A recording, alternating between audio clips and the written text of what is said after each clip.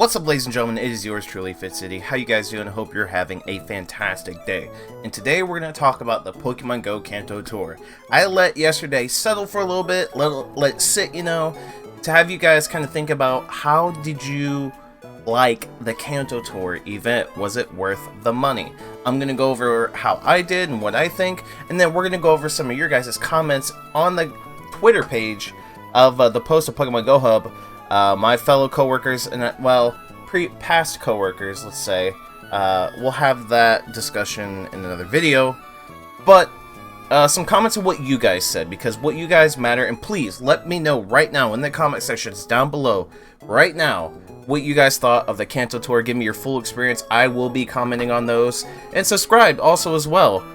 Be a part of the Fit City fam and smash that like button. Really helps me out. Now let's get into it. Okay, so right away, boom. This was my very first Pokemon, the shiny. It was like the fourth click, and I needed this one. It was a shiny Hitmonchan. Definitely a gorgeous looking shiny. Very good. Then I got a Horsey. What sucks, and I know a lot of people probably ran into this problem, is in order to finish the catch challenges, you had to catch, one of each typing that was a part of the hour. The very first Horsey I clicked on was shiny, and I had no chance. Like, I needed to catch this Horsey to finish my catch challenges, and it was shiny. And you're probably thinking, Fit City, why does that suck? Well, I already have a shiny Horsey. Like, I did not need this one, but I needed it for the catch challenge, so it was kind of a kick in the rear end, if you ask me. But it's a pretty good shiny. I'm okay with it. Then we got the Bellsprout off the Incense. Incense spawns had an increased chance of being shiny, and Bellsprout was one of the ones I actually needed, so this was fantastic. Again, I needed to catch a Magikarp. Lo and behold, first Magikarp I click on was a shiny. Don't need it. I've deleted several shiny Magikarp and Gyarados that I had extra just to clear space, but it is what it is. Now, I did one raid. I was invited to a Moltres raid, and it ended up being a 95.6% shiny. Now, this is going to be a highlight of the event. I think the raids were great in terms of legendary, especially with Moltres having Sky type. Moltres is a very, very good Fire type or Flying type Pokemon in Pokemon Go for raids specifically.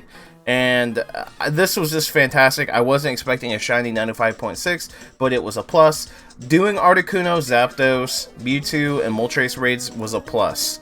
But the regional raids was a bad idea. Niantic should have put them in the wild at a smaller rate than what we normally see, but they should have been in the wild, and we should have been able to capture and shiny check what we wanted. Raid locking regionals was tough because not only are we spending $12 for the ticket, more in other countries, some people are spending a lot more money than $12. You had to spend extra money to try to hunt and farm down shiny regionals in those raids. So it was a way more expensive event than $12, especially for people that are shiny hunting. Now, that's what I think about the raids, by the way. The legendary raids, great. Let people do what they want. The regional raids, pretty tough because those shiny rates were pretty low.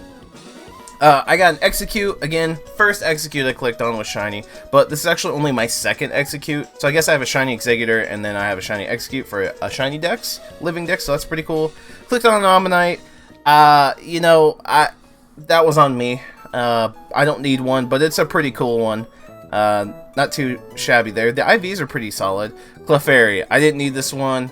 Pretty upset that I got it, but it is what it is. It is a pretty good shiny, I guess. But I already had one.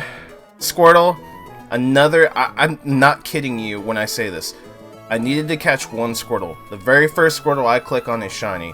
I about threw my phone, because that's a shiny that I could have gotten if I clicked on something else that I needed.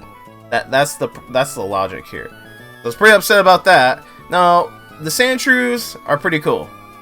This was a special trade, which, by the way, I hope you guys utilize your special trades.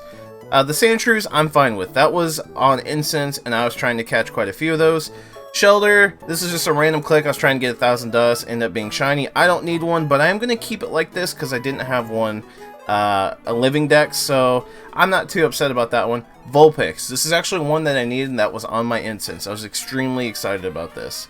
There's another Sandshrew. I was fine with another Vulpix. Now I have a Living Dex. And then last but not least, or no, excuse me, we got another Hitmonchan. I was okay with that. Trade bait, maybe? I don't know. You also got to think, trade bait in this, after the Kanto tour, is kind of objective. Because everybody had a chance to get the shiny. So, trade bait, Lickitung. Actually, only had one. Remember the Lickitung raid day? I didn't participate. My girlfriend had to take my phone, so to get my own Lickitung was pretty cool. Of course, the shiny Ditto that everyone gets access to. I got a Psyduck, I didn't need it, but it's a pretty cool shiny. So, I did okay. I got about, I don't know, if we were to count there, maybe 13 shinies, something like that, 14, which is not bad. Now here's the kicker. We didn't get any Stardust bonuses. Kinda stinks. Also, the candy bonuses were fantastic, especially Magikarp. I hope you were farming Magikarp. Magikarp with the Pineapple Berry was 80 candies. Rare spawns, Snorlax, was nowhere really to be seen. I maybe clicked on 3. A lot of rare spawns. Chansey, I maybe clicked on 10. Remember, this goes from 9 AM to 9 PM. Lickitungs only saw maybe 8. Aerodactyl, I saw maybe 8. And this was going out and playing. So we got to put that into perspective too.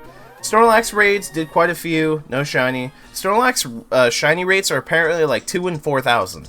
And Paris is like 1 in 1,200. So the rates were really bad, the same with Spearow too, because you got to remember, the rarest shinies that were available were the new ones. Spearow, Snorlax, Paris. Those are huge ones that people don't have, and their shiny rates were terrible. And then locking behind raids, mostly, especially with regionals as well, was a pretty bad decision.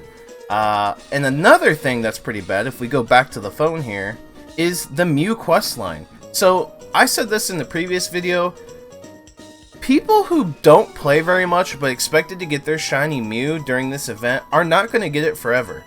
The reason why is one of the main criterias for getting Mew, shiny Mew, is hitting level 40. So if you're a very, very casual player and saw this event and said, you know what, I'll sign back into Pokemon Go, I'll try to get shiny Mew, I like Mew, it's cool, you know, I'll pay the money, I'll play, I'll grind for a day, even though I don't play very much. Well, if you're not level 40, if you're low level 30s, and you don't see yourself hitting level 40 in the next couple years, you are not getting shiny Mew for the next couple years. It is not going to happen. And also, after you send, it was 151 Great Throws, 151 Gifts to Friends, and something else. After this, you have to catch 30 Pokemon of each typing.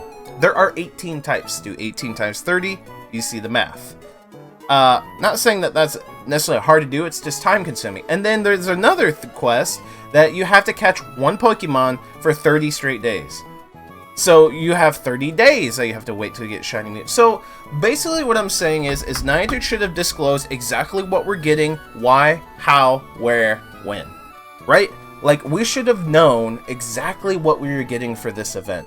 Instead, it was just a cluster of, here it is!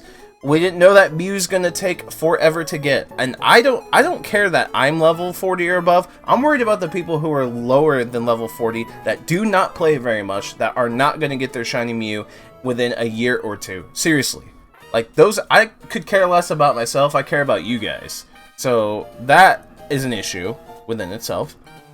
The regional raids is an issue.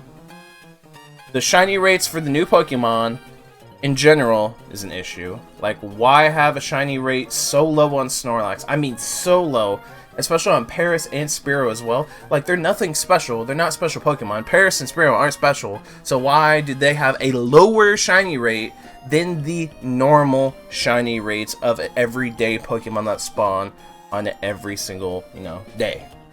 Basically. Now, what's good? So, the candy was good. The increased shiny chances on instance Pokemon was good. The every hour type catch challenge thing was good. The legendary raids I said was good. The trade distances and special trades was good. So overall, I think this event was okay. It by no means was worth $12 or more depending on where you're at. I think all of it should be $5. $5. That's it. $5. $5 times a million is $5 million. Split it up with the Pokemon Company, whoever you need to, you know, half and half, 60-40, it's still millions of dollars. It should just be $5. $5, that's it. Now, let's see what you guys have to say. So I'm going to scroll down a little bit here because I've read some of these. Let's see. I played the entire event, got 10 shinies. I drove around my town for 4.5 hours of the event due to defeat the Go challenges. Ah, yes. In order to do some of the research, you have to defeat Go challenges. We're in a pandemic, and some people in the middle of nowhere, they can't complete these because balloons didn't bring challengers. So that's definitely a zonk, something that's not very good for the event. I didn't like that. I caught 9 new shinies. I like the event due to not experiencing the Go Fest issues, but wish I got more shiny Pokemon. RNG could be frustrating. I did the event with 2 kids. 16-year-olds, I caught Pokemon mainly with the Go Plus. I got 15 shinies about an hour before the event was over when we did our first Go Challenger and we managed to finish the quest line. Wow. Let's see. Not a lot of shiny Pokemon I played for a full 12 hours. It was the first time I've paid for a ticket. I've never been more disappointed. I've been out for 9.5 hours straight for shiny hunting. Got Ditto and 2 shiny I didn't have. None of the new ones. Also, a friend was out for a whole amount of time and didn't even get spawns? Interesting. Bothers me that you put up tasks with times and then some with days, but we can't complete the raid one with days on it because you don't have all the bosses going on still. Ah, good point. 6 days left and I can't even finish a task for a paid event. Bring the bosses back so I can finish them. Good point. I would have enjoyed the 12 hours. I would have enjoyed the 12-hour raids because Pokemon hours, etc. for an entire week. It's the 25th anniversary. I hope this makeup event is actually a thing. There is a makeup event coming. I feel like it was a good event, but battling raid challengers with incense on makes you miss Pokemon. Absolutely. Who knows? Maybe I missed out on shinies because I had to raid. The challengers felt like too much for me. It felt like a constant rush to complete all the research collections. I tried to rush through all the challenges at the beginning so I could concentrate on catching, but I know what you mean. If you have a Gacha or Go Plus, then that's good because you're catching Pokemon while you're in raids and battling, but if you don't, you're missing out on spawns and raids. So, the challengers is a big complaint, it looks like. I'm gonna leave it to you guys with this. Is spending money to catch shinies the proper way to monetize this game? Think about it. Should shinies, in general, be a marketing tactic and cost money? Niantic is using shiny Pokemon to make money. I'm not talking about shiny raids. I am not talking about egg hatching. I'm talking about Pokemon that spawn in the wild. Niantic said for $12 you'll have access to new shiny Pokemon. The 2 new shiny Pokemon that had the highest rates that a lot of people got were Hitmonchan and Hitmonlee. 3 of the newest shiny Pokemon that they released, Paris, Spearow, and Snorlax. 3 shiny Pokemon that no one has, had the absolute lowest rates on the planet Earth. So I'll leave you with that. Do you think shiny Pokemon should be monetized heavily like Niantic is doing? Let me know in the comment section down below. Again, let me know what you think about the Kanto Tour event. That's it, the boy Fitz, sign off. See you guys in the next Pokemon Go video.